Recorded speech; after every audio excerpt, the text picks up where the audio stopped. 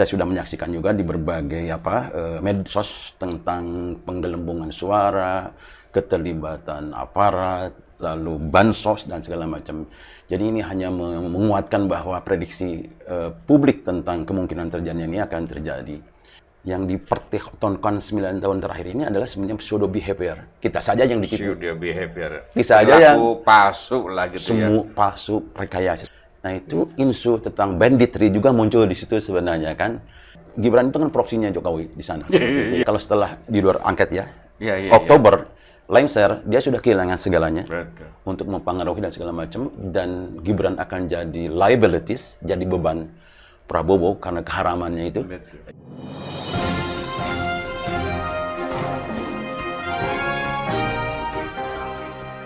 Jumpa lagi dengan Ruang Publik bersama DDM. Semoga Anda yang nonton podcast ini sehat walafiat dan jangan lupa tolong di-subscribe ya. Saya menghadirkan Deddy Haryadi sebagai pengamat kepemiluan dan sekarang ini gonjang-ganjing kecurangan-kecurangan pemilu masih terus bergulir dan sekarang ini kesimpulannya itu sistematik, terstruktur, dan nyaris masif, bahkan sudah masif. Ya. Pak Ded, gimana pandangan Anda tentang gonjang-ganjing suara pemilu ini? Ya, sebenarnya apa yang terjadi itu sudah diperkirakan oleh publik. Bahwa ini akan terjadi banyak kecurangan, mengingat peristiwa pertama saja sudah dimulai dengan kecurangan. Yaitu sebelumnya jadi ini kan kecurangan-kecurangan yang terjadi pada saat pencoblosan dan counting perhitungan suara. Sebelum-sebelumnya ini kami juga, atau saya juga secara pribadi menengarai kelihatannya akan curang. Ini akan sudah terjadi karena memang kecurangan yang pertama yang sangat mencolok itu adalah skandal etik di MK. Ya, mengubah syarat aturan yang berkaitan dengan capres yang usianya 40 kemudian direkayasa sehingga anak presiden dimungkinkan untuk menjadi peserta, kira-kira begitu. Itu yang pertama. Kemudian juga yang kedua terkait dengan skandal etik di KPU, proses pendaftarannya itu. Kalau tadi syarat, ini pendaftarannya, dan kita menduga kayaknya ini akan berlanjut kecurangan-kecurangan ini, dan benar saja menurut saya. Kita sudah menyaksikan juga di berbagai medsos tentang penggelembungan suara, keterlibatan aparat, lalu bansos dan segala macam. Jadi ini hanya menguatkan bahwa prediksi publik tentang kemungkinan terjadinya ini akan terjadi. Dan menurut saya TSM itu meskipun kita masih melihat apa yang dirangkum atau apa yang investigasi oleh pasangan 01 atau 03, ada unsur TSM ini terpenuhi atau tidak. Kalau saya melihat dua kecurangan yang tadi, skandal etik di MK dan skandal etik di KPU itu menunjukkan bahwa kecurangan kita sudah, TSM itu sudah tidak bisa menampung istilah itu tuh loh. Ya, jadi konsep kecurangan itu sudah tidak bisa menampung realitas yang terjadi tentang kecurangan yang semakin kompleks. Iya, betul. Jadi beyond TSM sekarang itu. Saya menengarai ini sudah masuk ke wilayah electoral banditry. Electoral banditry. Apa jadi itu perbanditan elektoral itu ya. Jadi bagaimana institusi negara, aktor negara ikut ambil bagian di dalam mendistorsi, mengamputasi konstitusi, sehingga punya preferensi untuk memenangkan satu kandidat tertentu. Mengendalikan KPU, mengendalikan Bawaslu. Bukan mengendalikan juga, sudah lebih dari itu. Kooptasi kalau saya sih. Kooptasi. Karena itu dimulai dari proses rekrutmen. Di Bawaslu, di KPU juga, kita tahu juga bahwa panselnya dulu juga adalah orang istana, kira-kira begitu, seperti sehingga ada loyalitas itu atau koneksi itu mungkin sangat terjadi. Oleh karena itu, saya lebih melihat kalanya Bawaslu atau KPU ini sudah terkooptasi ya. Bagaimana misalnya ketua KPU melanggar etik beberapa kali, ini sudah sampai 4 kali.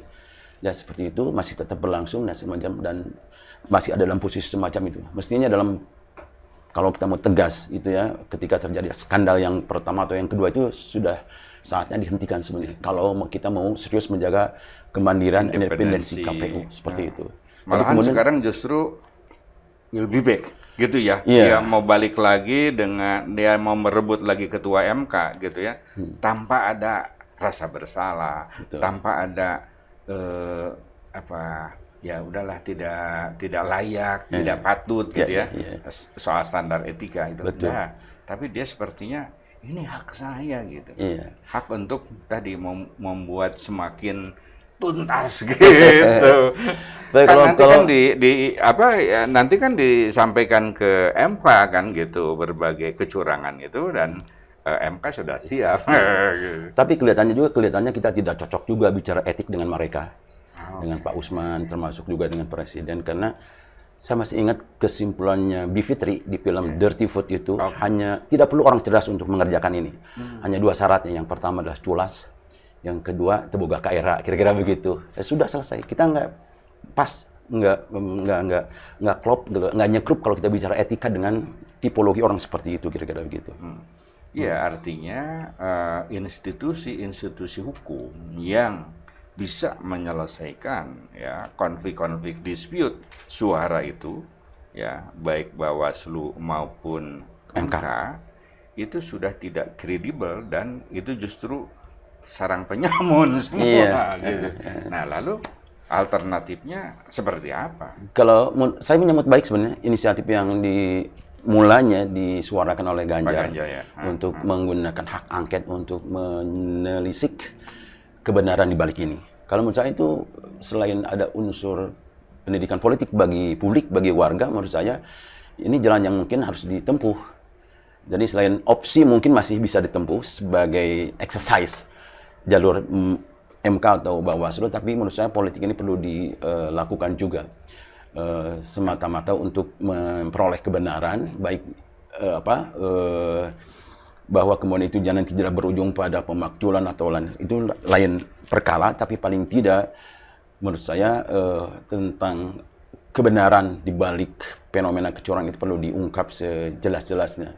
Jadi hak angket itu hak DPR untuk bertanya kepada Presiden tentang penggelontoran bansos, kemudian soal inkonsistensi yang dilakukan oleh penyelenggara pemilu tentang aturan kepemiluan.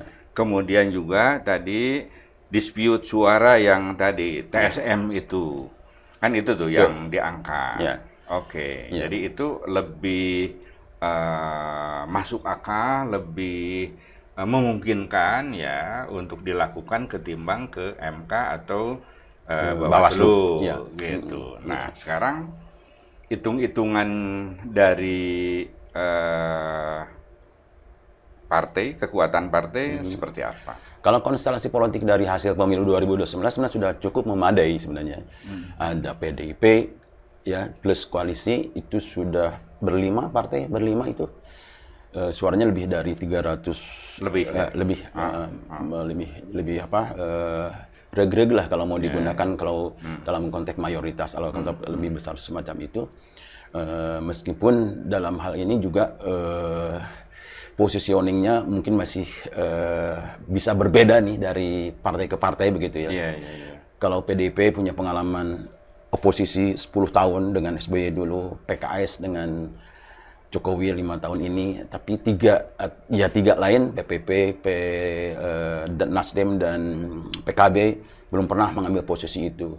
Jadi ini juga ada keraguan dari publik tentang positioning ini. Meskipun publikasi terakhir mereka masih akan tetap dalam satu koalisi, tetapi kita hitung waktu sampai ke momennya seperti apa, nanti kita lihat seperti itu. Karena juga yang namanya politik itu bisa berubah juga ya setelah ada komunikasi antar ketum misalnya, posisi bisa berubah seperti itu. Yang memungkinkan mereka ya berubah posisi sehingga tercapai satu konsensus baru yang mungkin bisa mengecewakan publik juga gitu. Tapi mudah-mudahan sih sebenarnya komitmen untuk keinginan untuk menggunakan hak angket itu bisa di-exercise penuhnya gitu, seperti itu. Buat saya sih, buat itu menjadi pendidikan politik buat warga juga tentang bagaimana kalau ada satu skandal itu ditelisik oleh Dewan sendiri sampai ke terbuka ini yang namanya kebenaran dan keadilan itu seperti apa. Terlepas dari apakah hasil angket itu pemakzulan atau membuat pemilu diulang, terutama Pilpres misalnya. Tapi angket ini itu bisa menggulirkan opini publik bukan hanya di lingkup nasional, tetapi juga internasional. Dari pihak Pak Jokowi dalam hal ini ya, yang tentu ini yang paling masternya kan ini kan gitu ya. Bandarnya ini. Itu dia sudah mulai mengantisipasi kemungkinan itu. Misal, mulailah kan pertemuan dengan Surya Paloh, Nasdem gitu ya.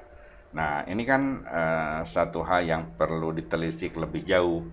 Nih, apakah Surya Paloh yang meminta ketemu atau Pak Jokowi yang minta ketemu, kan ini berbeda nih ucapan dua tokoh ini kan gitu. Ini artinya counter terhadap angket itu sudah dilakukan oleh Pak Jokowi. Ya, menurut saya itu normal, biasa ada aksi-reaksi lah kira-kira agak seperti itu. Mungkin yang paling penting dan kalau isu tentang siapa mengundang dan siapa diundang itu bocor halus, Tempo sudah mengungkap itu. Jadi yang pahlawan pertama meminta ketemu itu pihak istana, kira-kira begitu, seperti itu. Itu indikasi bahwa sebenarnya ada keseriusan atau ada persoalan serius berkaitan dengan kemenangan dari pasangan nomor 2 ini, kira-kira begitu. Dan menurut saya kalau memang hak angket itu nanti berujung pada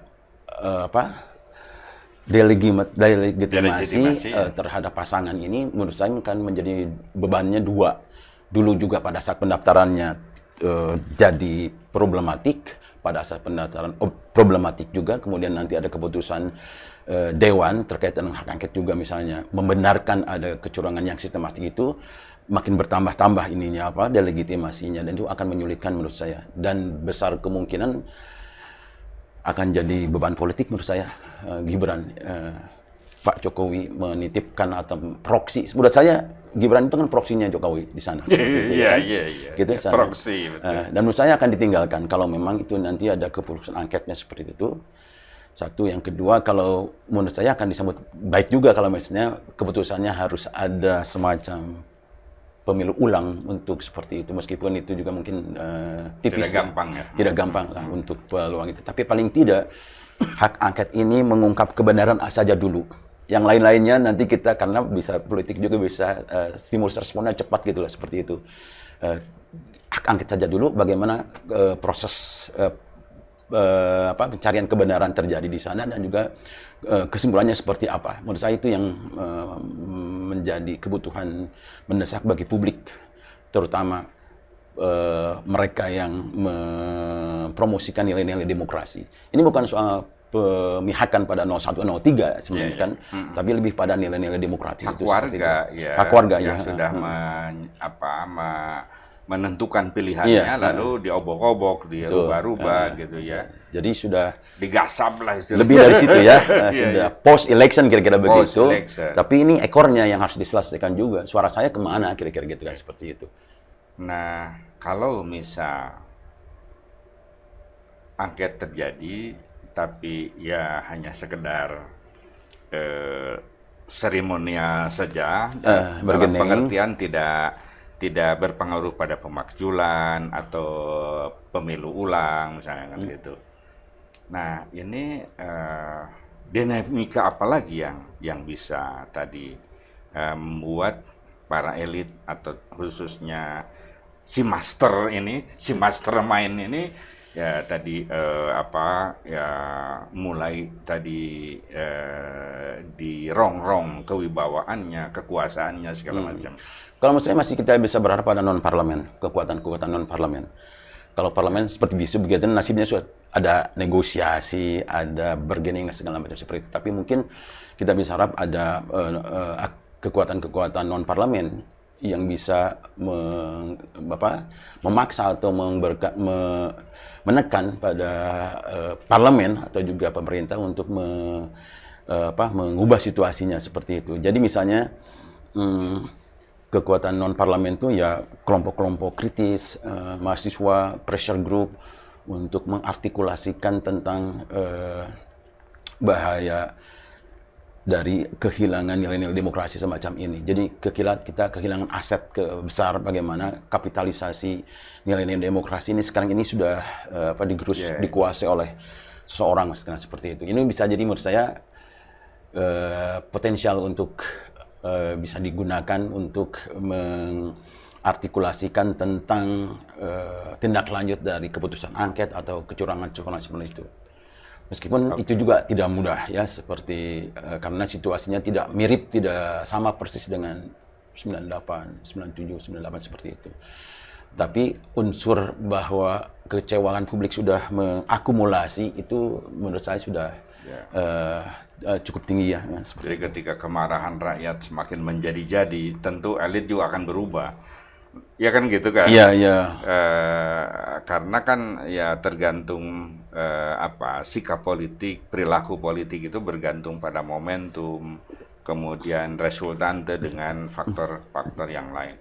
Misalnya kita gini, butuh Pak, politikus yang bisa menciptakan momentum. Nah, pertama misalnya katakanlah gerakan masyarakat yang semakin solid, itu satu. Yang kedua misalnya apakah ya pasca pemilu ini, ketika misalnya penyusunan kabinet antara Jokowi dengan Prabowo ini, apa emang baik-baik saja? Apa emang misalnya Prabowo melindungi Jokowi atau sebaliknya? Itu kan belum tentu kan gitu. Kalau misalnya dalam penyusunan kabinet, ini kan ya bisa jadi sumber konflik, Pak. Betul. Gitu. Boleh jadi Pak Jokowi itu bisa ditinggalkan oleh Sangat Prabowo. mungkin, sangat mungkin. Buat saya ukurannya nanti aja kalau setelah di luar angket ya. Iya. Oktober, lengser, dia sudah kehilangan segalanya Betul. untuk mempengaruhi dan segala macam, dan Gibran akan jadi liabilities, jadi beban Prabowo karena keharamannya itu. Betul. Karena keharamannya itu. Keharaman itu akan jadi beban sepanjang masa nih dia. Ya, nanti dibully di medsos dan segala macam, itu kan menang 70% kemudian tidak menjadi halal kan, kira-kira begitu. Dan ini akan jadi beban politik. Buat saya kemungkinan besar ini akan kalau tidak di-exclude, diisolasi, ditinggalkan. Dan Prabowo akan berjalan dengan gerbong politiknya sendiri, mungkin lebih tertarik mempromosikan saudaranya, kerabatnya ketimbang Gibran. Dan Jokowi ditinggalkan. Jokowi ditinggalkan. Oke. Dugaan saya ya. Nah, artinya Karena sekarang sudah jadi beban juga, Jokowi itu jadi beban nasional. Oke, artinya kita bisa mendekonstruksi nih tentang posisi Jokowi ini yang sangat powerful itu. Ya. Gimana? Nah, betul sebenarnya. Mengapa ini bermula dari keinginan yang 3 periode itu, Kang. Ya kan? Ya. Sudah habis ingin 3 periode gagal karena komitmen PDP untuk menegakkan konstitusi, kan dicari skema untuk memperpanjang masa jabatan nih. Ya kan? Nah, opsi yang terakhir ini yang diambil, ya kan, buat proksi Gibran di sini, kira-kira gitu. Seperti itu. Nah, menurut saya itu bersumber dari 3 hal, dari pribadinya Jokowi sendiri. Yang pertama, merasa diri baik, pemimpin yang baik, paling baik lah, kurang seperti itu. Yang kedua, merasa berprestasi, merasa berjasa buat negeri ini. Ya, di mana-mana. Infrastruktur dan segala macam. Dan yang ketiga, merasa disukai, dicintai publik. Ini 3 yang menurut saya mendorong orang untuk mendorong Jokowi untuk memasuki wilayah yang 3 tadi seperti itu. Meskipun saya sendiri sebenarnya yang muncul sekarang dari Jokowi sekarang itu sebenarnya karakternya yang otentik buat saya. Jadi dia tidak mengubah. Yang dipertontonkan 9 tahun terakhir ini adalah sebenarnya pseudo behavior. Kita saja yang ditipu. Pseudo behavior. Kita saja yang palsu lah gitu ya. Semua palsu, rekayasa. Sebenarnya dia tuh sebenarnya memang begitu dia. Punya watak authoritarian personality. Karakter yang otoriter. Iya kan? Tidak mau mendengar orang, tidak mau empati dengan suara-suara publik sekarang ini, kan gitu. Menang sendiri, agresif. nyerang siapa saja musuh, menyandera orang. menyandera. Ya. Nah itu isu tentang banditry juga muncul di situ sebenarnya kan. Electoral banditry itu Muncul pada saat misalnya nominasi Gibran. Kan itu ada calonnya Airlangga, ada PAN, ada segala macam itu. Iya. Mereka agree dengan keputusan untuk menampung Gibran karena konon ada skandal yang mungkin mereka dipidanakan, kira-kira itu. Menggunakan instrumen hukum untuk memeras orang, untuk setuju pada pilihan itu kan suatu tindakan premanisme, banditry, kira-kira seperti itulah.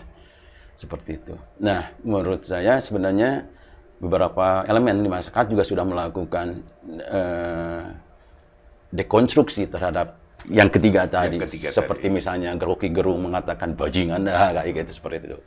Tapi kalau memang mau menurunkan lebih dalam, memang harus ada aksi-aksi yang sengaja didesain untuk mendekonstruksi bahwa yang tiga tadi itu tidak benar, kira-kira begitu. Contohnya saja misalnya yang disebut dengan sukses membangun infrastruktur itu apakah benar nggak, gitu kan? Itu prestasi bukan, gitu kan, seperti itu. Kalau sumber dananya adalah hutang luar negeri yang sekarang melambung setinggi, kalanya tidak juga, gitu kan. Hampir semua orang juga bisalah membangun kalau sumbernya dari loan. Membangun itu kan untuk kepentingan masyarakat, ya masyarakat semakin ringan beban hidupnya gitu.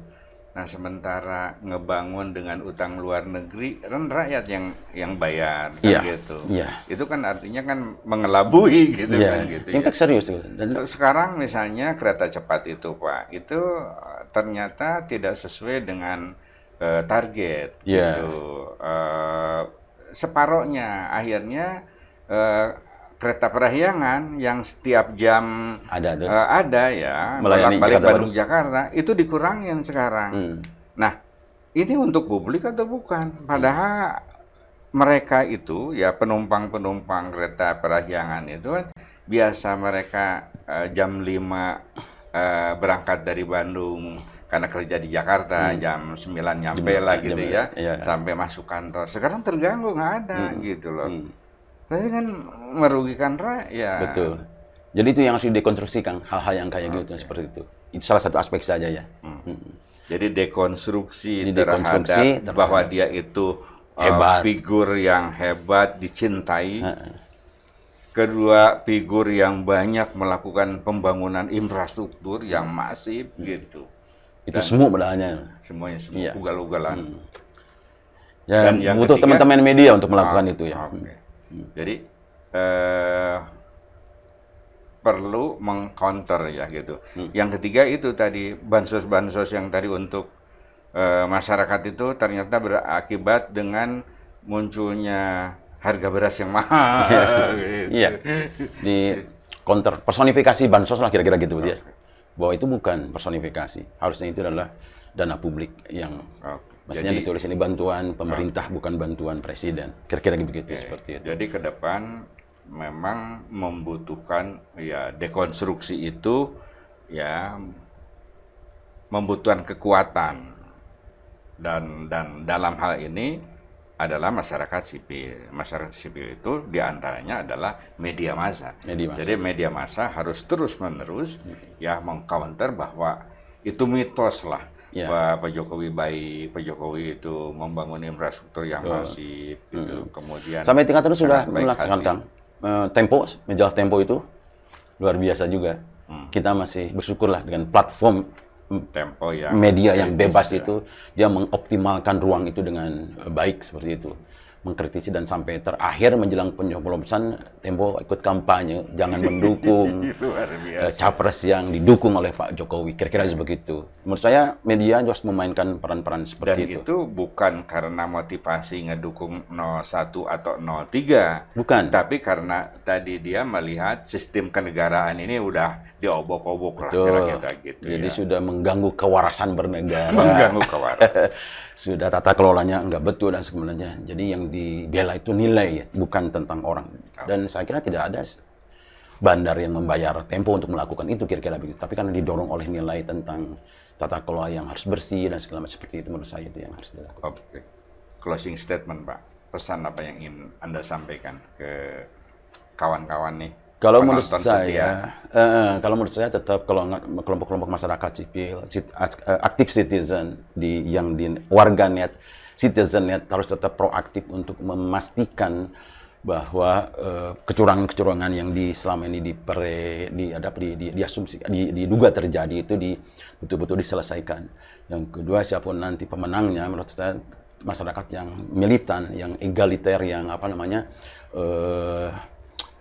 persisten untuk menjaga nilai demokrasi, tata kelola pemerintahan harus tetap dilakukan siapapun dia untuk memastikan bahwa nilai-nilai demokrasi yang sudah diperjuangkan selama ini juga tidak hilang gitu kira-kira itu. Oke. Itulah bincang-bincang saya dengan Deddy Haryadi. Sampai jumpa.